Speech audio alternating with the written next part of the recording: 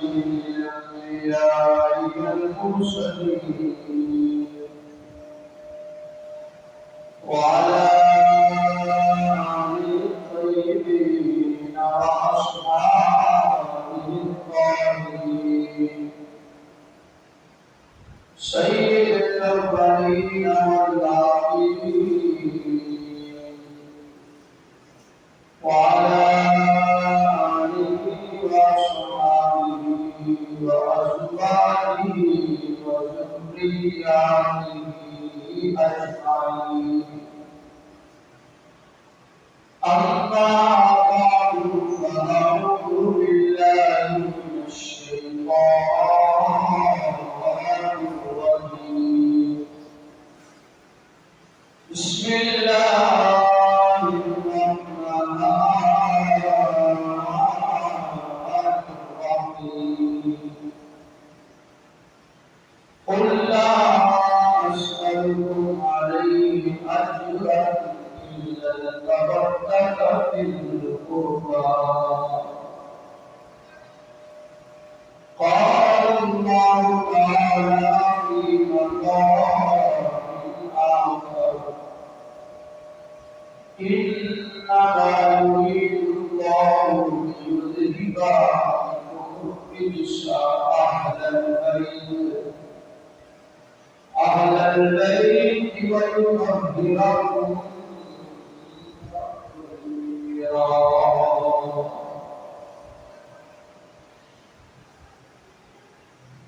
قال النبي صلى الله تعالى عليه وسلم: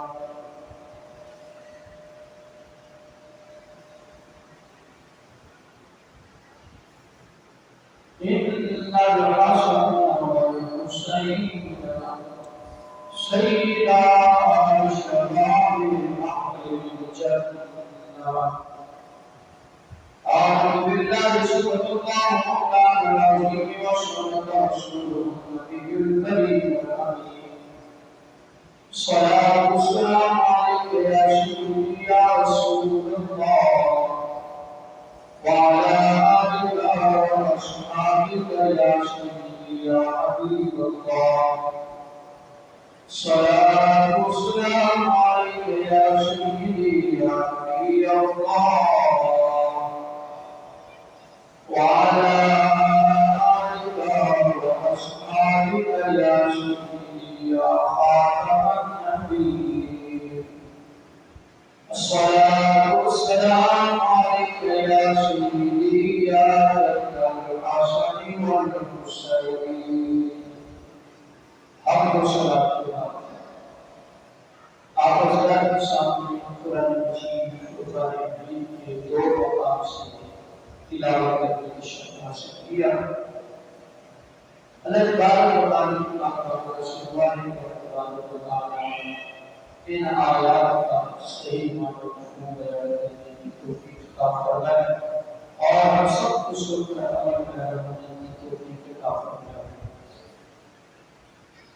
اس ذات میں آج جمعہ مبارک محرم الحرام کی آج 8 تاریخ ہے. جو آیات اللہ کے سامنے تلاوت کی ان آیات میں اللہ پاک نے کریم آقا علیہ السلام کی اہل بیت کی عظمت کو بیان کیا.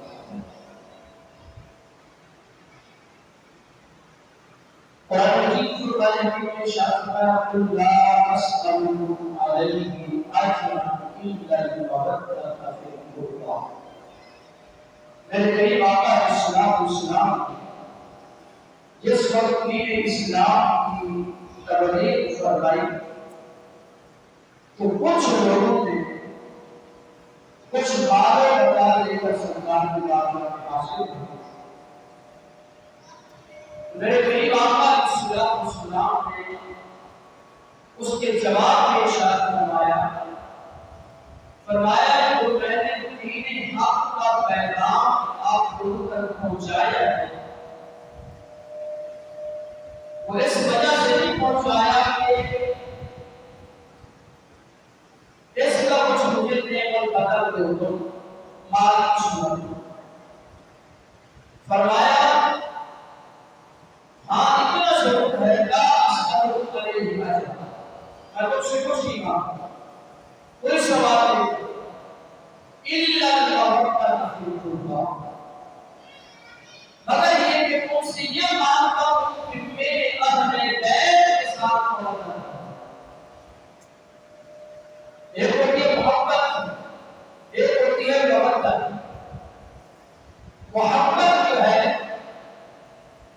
اس میں بھی پھر کچھ نہ کچھ کمی بیشی رہ جاتی ہے، لیکن جو مودت ہوتی ہے اس میں کوئی کمی بیشی نہیں ہو سکتی، یعنی محبت کے بغیر یعنی یہاں اگر کچھ کمی بیشی ہو بھی جائے تو زندگی برقرار رہتی ہے، لیکن مودت کے بغیر زندگی برقرار نہیں رہتی۔ یہی وجہ ہے ہمارے علماء فرماتے ہیں کہ اگر مودت کی مثال سمجھنی ہے تو ایک مچھلی سے سمجھیے کہ یہ مچھلی جو پانی میں ہوتی ہے، اس مچھلی کو پانی کے ساتھ محبت نہیں بلکہ مودت ہے، اسی وجہ سے جب اس مچھلی کو پانی سے دور کیا جاتا ہے وہ کڑک کڑک کر اپنی جان دے دیتی ہے، اس لیے کہ وہ پانی کے بغیر نہیں رہ سکتی۔ تو کریم آقا نے فرمایا الا المودۃ فی القربى، اے جاننے والوں میرے اہل بیت کے ساتھ محبت کرنا اور اس انداز کی محبت کرنا کہ تم ایسے سمجھنا کہ ہم اہل بیت کے بغیر گویا کسی تک نہیں رہ سکتے۔ اس لیے اہل بیت کی محبت یہ ہمارے دلوں میں ہے، ہمارے ایمان کا حصہ ہے۔ اہل بیت کا پیار، اہل بیت کی الفت، اہل بیت کے ساتھ محبت، اہل بیت کے ساتھ محبت، یہی وجہ ہے کہ قرآن مجید قرآن حکیم میں جگہ جگہ تبارک و تعالیٰ نے اہل بیت کی عظمت کو بیان کیا، اور دوسرے مقام میں فرمایا انما یرید اللہ لیذھب عنکم رجس اہل البیت ویطہرکم تطہیرا۔ اس کے متعلق حضرت سیدہ اما عائشہ صدیقہ بنت صدیق رضی اللہ تعالی عنہا آپ فرماتی ہیں قال خرج النبی صلی اللہ تعالی علیہ وسلم، ایک دن کریم آقا علیہ السلام باہر تشریف لائے، اپنے کاشانہ اقدس سے صبح صبح کا وقت تھا، وعلیہ برد مرحل من شمع اسود، فرماتی ہے کہ آقا علیہ السلام کے مبارک جسم اقدس پر ایک چادر مبارک تھی، سرکار کے جسم اقدس پر ایک چادر مبارک تھی۔ فرماتی ہے فجاء الحسن بن علی فادخله، اتنے میں حضرت سیدنا امام حسن مصطفیٰ تشریف لائے تو کریم آقا علیہ السلام نے امام حسن مصطفیٰ کو اپنی چادر مبارک میں لے لیا، اپنی چادر مبارک میں لے لیا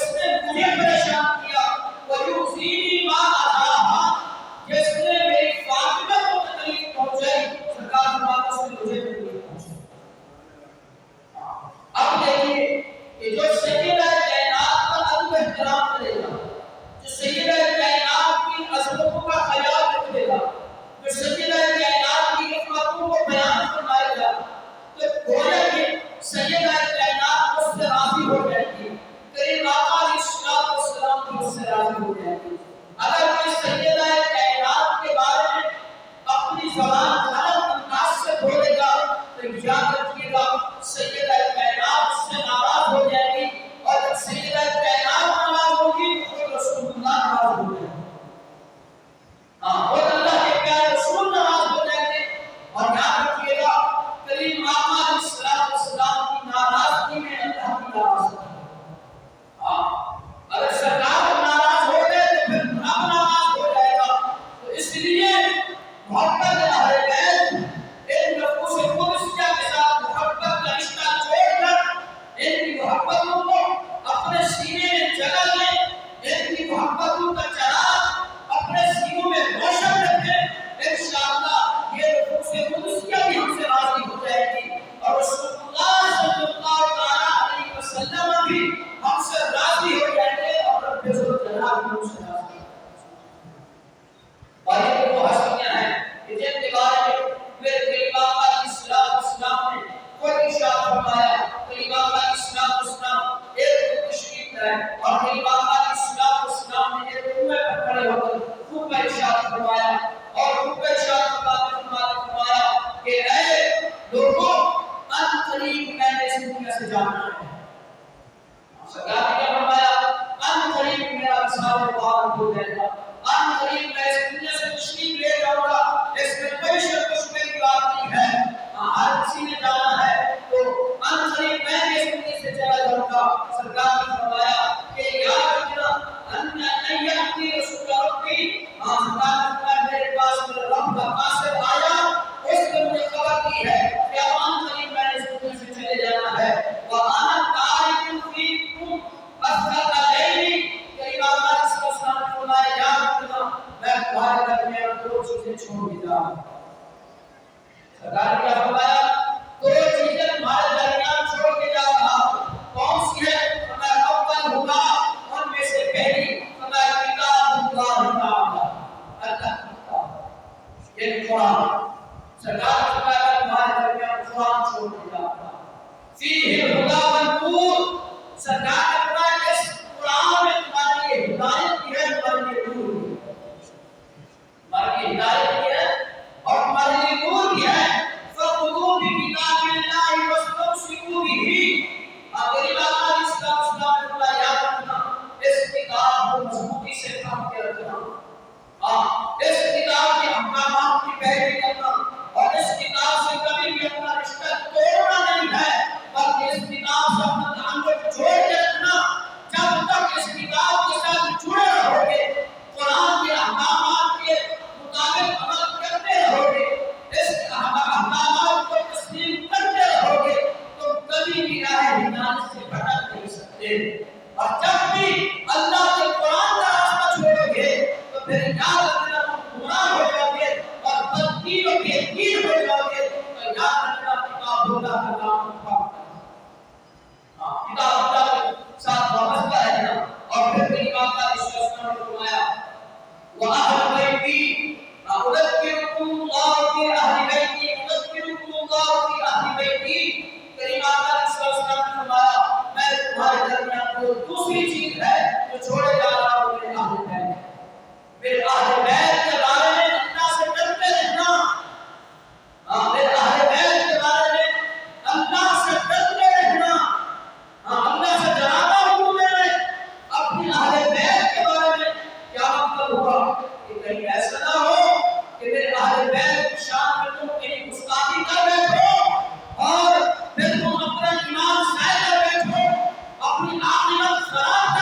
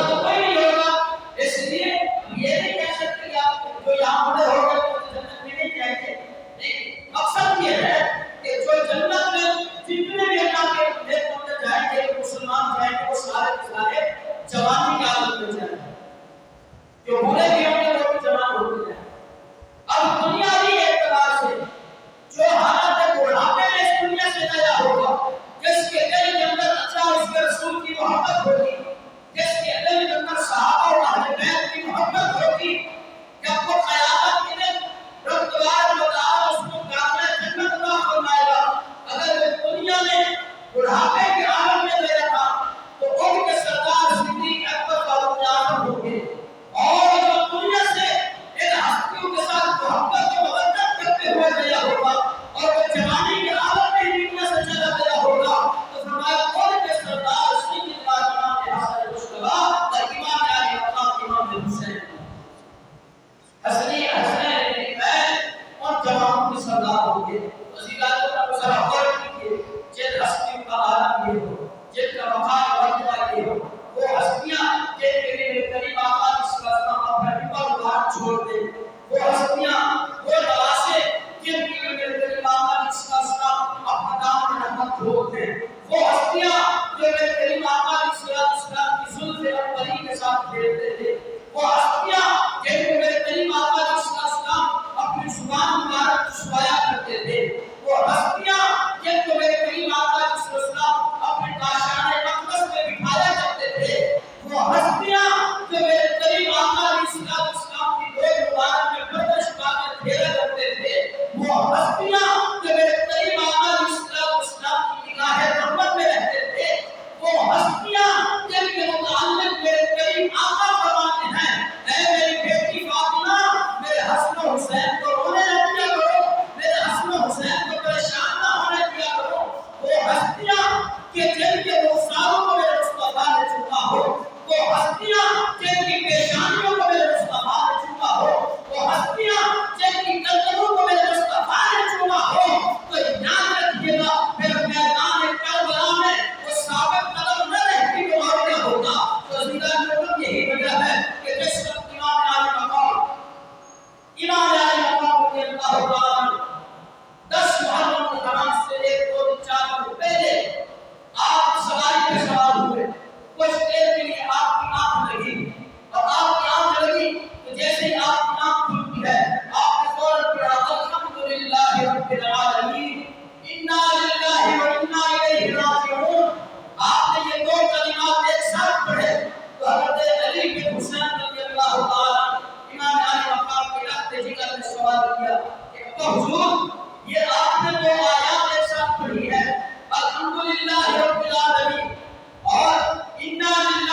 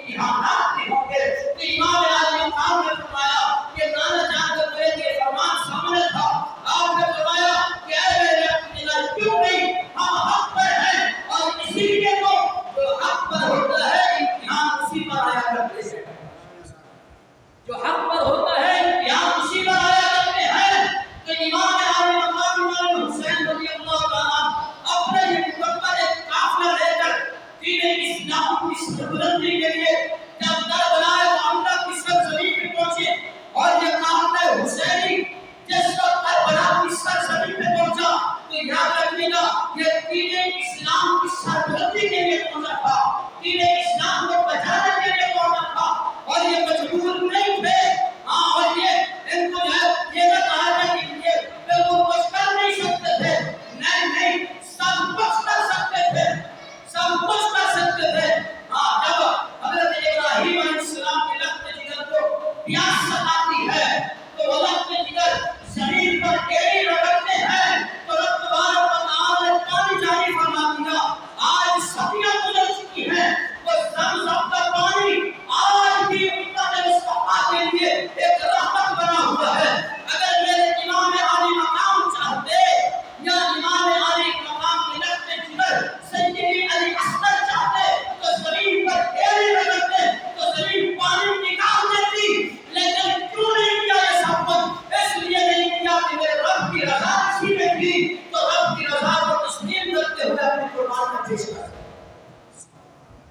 رب کی رضا کو تسلیم کرتے ہوئے اپنی قربانیاں پیش کی، دین اسلام کا پرچم کو بلند کرنا کیا، اپنی گردن کو یزید کے سامنے نہیں جھکایا، اپنی گردن کو اسلام دشمنوں کے سامنے نہیں جھکایا، اپنی گردن کو بلند و بالا رکھا، اپنے اسلام کے پرچم کو بلند و بالا رکھا، اور قیامت تک کے لیے پیغام حق دے گئے کہ اے لوگوں سنو، جو میں نے اپنے لخت جگر کو جواب دیا تھا کہ جی ہاں ہم ضرور حق پر ہیں، اور یہ سب کچھ ہم اس لیے کر رہے ہیں کہ اپنے خالق مالک کی رضا پہ راضی ہیں، اپنے خالق مالک کی رضا پہ راضی ہیں۔